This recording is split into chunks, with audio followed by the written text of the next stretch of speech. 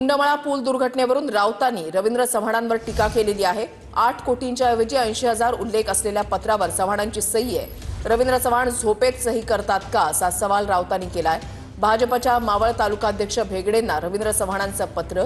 रवींद्र चव्हाणांनी भेगडेंना दिलेल्या पत्रामध्ये 80,000चा उल्लेख असा राऊतांचा दावा आहे। त्यांच्या सहीचं पत्र आहे। मंत्री सही करताना सुद्धा किती नॉन सिरियस असतात, झोपून असतात। अशा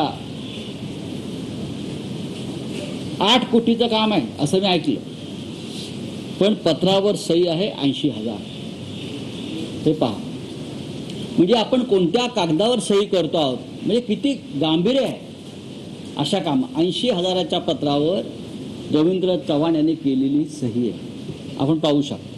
म्हणून मी अनेकांना आकडा दाखवला। माझं तर काय चष्म्याचा नंबर बदललेला नाही ना। मंत्री सही करतोय इंद्रायणी नदीच्या पुलावर बांधकाम करण्यासाठी, तो कुंडमाळ्याचा रस्ता करण्यासाठी आणि तो पूल बांधण्यासाठी किमान 10 ते 15 कोटीची गरज असते।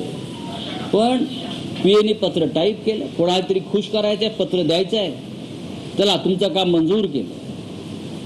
80,000 पाहू शकता आपण। येताना मी काही माझ्या पत्रकार मित्रांना हा आकडा दाखवला, माझं काय चुकतंय का? 80,000चं पत्र रवींद्र चव्हाण देतात इंद्रायणी नदीवरच्या पुलासाठी, आणि भाजपचे मावळचे प्रांताध्यक्ष जे आहेत कोणी तिकडले, ते हसत घेऊन जाऊन दाखवतात।